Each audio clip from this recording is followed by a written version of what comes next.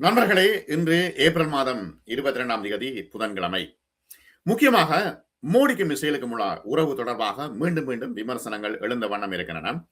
தற்பொழுது இந்த விமர்சனம் மீண்டும் எழுந்திருக்கிறது. ஐக்கிய நாடுகள் சபையிலே இது தொடர்பாக அறிக்கையாளர் பிரான்சிஸ்கா பேசினது தற்பொழுது முக்கியமான ஒரு விடயமாக உலகளாவிய ரீதியில் பார்க்கப்படுகிறது.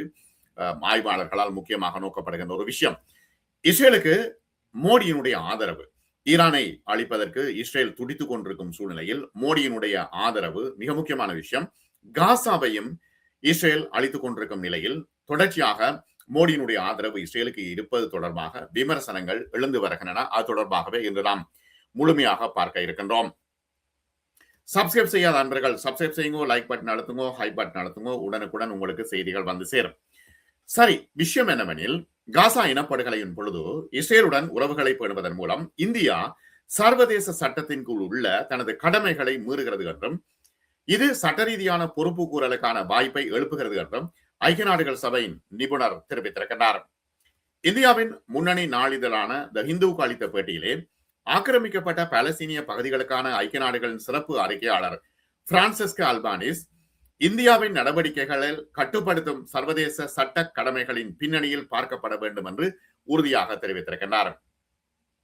இஸ்ரேலின் பாலஸ்தீன பகுதி ஆக்கிரமிப்பு சட்ட விரோதமானது என்று அறிவித்து அதை தக்க வைக்கக்கூடிய வர்த்தகம் அல்லது இராணுவ ஈடுபாட்டை தவிர்க்குமாறு நாடுகளை வலியுறுத்தியுள்ள சர்வதேச நீதிமன்றத்தின் தீர்ப்புகளை மோடி மீறிவிட்டார் என்று அவர் வலியுறுத்துகிறார். இதுல சட்டபூர்வமான பொறுப்புகள் இந்தியாவுக்கு தெளிவாக இருக்கின்றன. அல்பானி சொல்கின்றார், சட்டவிரோத ஆக்கிரமிப்பை பேணுவதாக குற்றம் சாட்டப்பட்ட ஒரு நாட்டில் இருந்து ஆயுதங்களை மாற்றவோ அல்லது வாங்கவோ கூடாது என்ற கடமை நாடுகளுக்கு இருக்கிறது. ஐக்கிய நாடுகள் சபை இதை உன்னிப்பாக பார்க்கிறது. சர்வதேச நீதிமன்றத்தில் இஸ்ரேலுக்கு எதிராக நடந்து வரும் இனப்படுகொலை நடவடிக்கைகள் காரணமாக இந்த கடமைகளுக்கு அதிக முக்கியத்துவம் இருக்கிறது என்றும், அங்கு இஸ்ரேலிய பிரதமர் பெஞ்சமின் நெதன்யாகு மீது போர்க்குற்றங்கள் மற்றும் மனிதகுலத்துக்கு எதிரான குற்றங்கள் தொடர்பான குற்றச்சாட்டுகள் சுமத்தப்பட்டுள்ளன. அவரோடு இவர் இணைந்து நடப்பது மிகப்பெரிய ஆபத்தான ஒரு விஷயம். இந்தியாவே நீதிமன்றத்தில் நிறுத்தப்பட வேண்டிய ஒரு நிலைமை வரும் என்றும் அவர் குறிப்பிடுகின்றார். இந்தியா சர்வதேச சட்டத்தின் கீழ் உள்ள தனது கடமைகளை மீறுகிறது, மேலும் அது பொறுப்பேற்கவும் நேரிடலாம் என்றும் சொன்னார். பாலஸ்தீனியர்களுக்கு தீங்கு விளைவிக்கும் வகையில் இஸ்ரேலுக்கு ஆதரவளிக்கும் நாடுகள் எதிர்கால நடவடிக்கைகளில் சட்ட ரீதியான விசாரணைக்கு உள்ளாக கூடும் என்றும் அவர் எச்சரிக்கை விடுத்தார். தற்பொழுது ஈரான் மீது தொடர்ச்சியாக தாக்குதல் நடத்தி ஒரு போர் நிறுத்தம் வந்திருக்கிறது. ஆனால் தாக்குதல் நடத்த வேண்டும் என்ற முனைப்போடு இஸ்ரேல் இருக்கிறது. காசா போரின் பொழுது இந்திய நிறுவனங்கள் ராக்கெட்டுகள் விற்றிருக்கின்றன மற்றும் வெடிபொருட்கள் உள்ளிட்ட ராணுவ உதிரி பாகங்கள் இஸ்ரேலுக்கு விற்றிருக்கின்றன, ஏற்றுமதி செய்திருக்கின்றன என்ற செய்திகள் வெளிப்படையான செய்திகள். அதிகரித்து வருகின்ற சர்வதேச கவலைகள் இருந்த போதிலும் இத்தகைய ஏற்றுமதிகள் தொடர்ந்ததாக 2024 அல் ஜசீரா நடத்திய விசாரணைகள் தெரிவித்தன. இந்த இடமாற்றங்களை நிறுத்த கோரிய ஒரு மனுவை இந்திய உச்ச நீதிமன்றம் இதற்கு முன்னர் தள்ளுபடி செய்தது. அதாவது ஆயுதங்களை இஸ்ரேலுக்கு விற்கக்கூடாது என்று. ஐக்கிய நாடுகள் மனித உரிமைகள் பேரவையின் 61வது அமர்வில் சமர்ப்பிக்கப்பட்ட அல்பானிஸின் சமீபத்திய அறிக்கை மீண்டும் அதிர்வை கிளப்பியிருக்கிறது.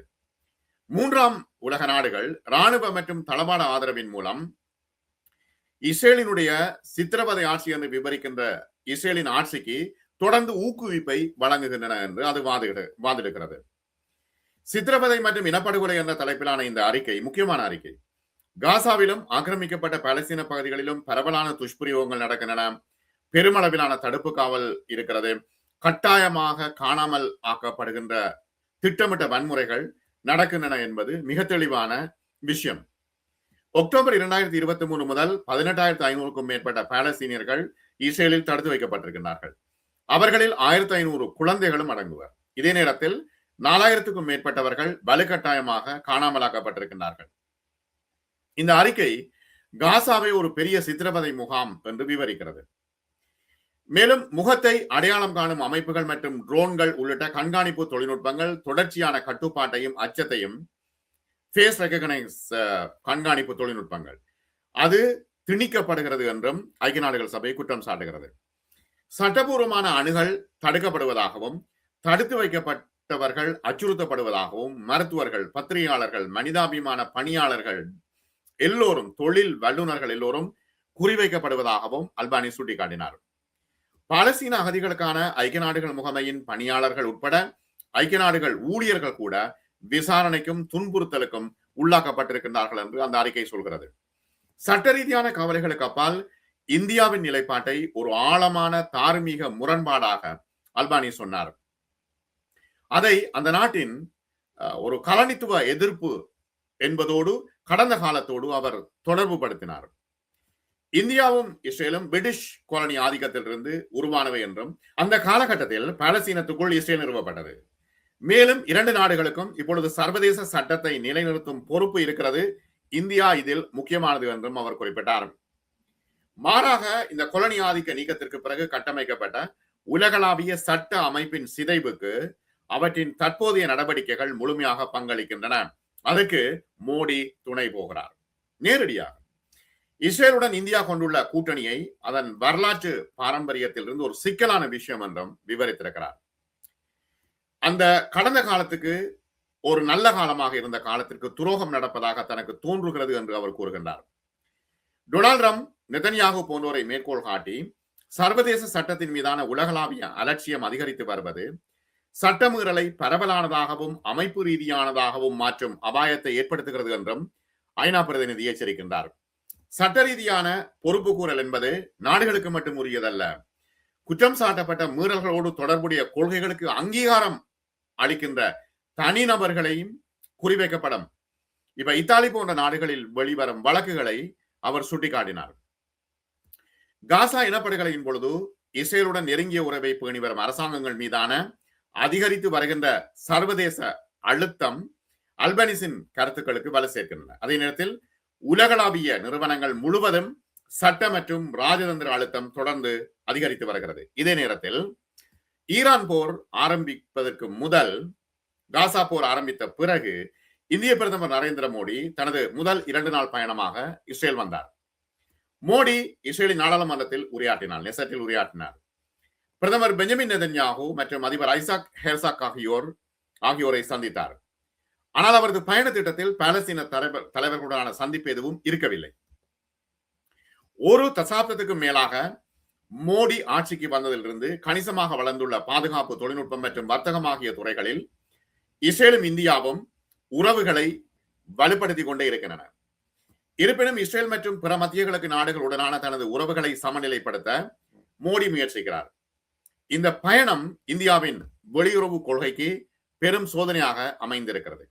2017 இஸ்ரேலுக்கு பயணம் மேற்கொண்ட முதல் இந்திய பிரதமர் என்ற பெருமையை மோடி பெற்றார். அந்த பயணம் 2 நாடுகளின் உறவில் திருப்பு முனையாக பார்க்கப்பட்டது. 2 நாடுகளும் பாதுகாப்பு துறைகளில் நெருக்கமாக இணைந்து செயல்படுகின்றன. இஸ்ரேலிய ஆயுதங்களை வாங்குகின்ற மிகப்பெரிய நாடுகளில் ஒன்றாக இந்தியா இருக்கிறது. இந்தியாவிலிருந்து ட்ரோன்கள் மற்றும் ஏவுகணை உதிரி பாகங்கள் இஸ்ரேலுக்கு வருகின்றன. இஸ்ரேலுக்கும் இந்தியாவுக்கும் இடையிலான இந்த பிணைப்பு ஒரு புத்தாக்கம், பாதுகாப்பு மற்றும் பகிரப்பட்ட மூலோபாய பார்வை என்று இருவரும் சொல்கின்றார்கள். ஸ்திரத்தன்மை என்று சொல்கின்றார்கள். ஆனால் இஸ்ரேலுடன் தனக்குள்ள கூட்டாண்மையில் இந்தியா உறுதியாக இருக்கிறது. இதே நேரத்தில் மத்திய கிழக்கில் தனது முன்னுரிமைகளை சமநிலைப்படுத்த முயல்கிறது. இஸ்ரேல் யாரை அடித்தாலும், யாரை பிடித்தாலும், யாரை கொன்றாலும் இஸ்ரேலுக்கு தனது முழு ஒற்றுமையை மோடி வெளிப்படுத்துகின்றார். காசா பொதுமக்கள் குறித்து அவர்கள் கவலை தெரிவித்ததோடு சரி, வேறு எந்த பிரயோசனமும் இல்லை. இருப்பினும் பிராந்திய பதட்டங்கள் அதிகரித்துள்ள நேரத்தில் மோடி இஸ்ரேலுக்கு வந்தது மிகப்பெரிய பிரச்சனையாக மாறி இருக்கிறது. டொனால்ட் ட்ரம்பினுடைய அச்சுறுத்தல், ஈரான் மீதான தாக்குதல்கள், பதட்ட அதிகரிப்பு, ஆகவே பரந்த பிராந்திய மோதலை தூண்டக்கூடிய நிலைமையில் அவருடைய பயணம் மிகப்பெரிய பிரச்சனையாக இருக்கிறது. ஈரானின் அணுசக்தி திட்டத்தை கட்டுப்படுத்த அழுத்தம் கொடுக்கும் நோக்கிலே அமெரிக்கா தன்னுடைய இருப்பை வலுப்படுத்தி வருகிறது. பல தசாப்தங்களுக்கு இல்லாத அளவுக்கு அமெரிக்கா மிகப்பெரிய அளவில் ஈரானை தாக்கியது.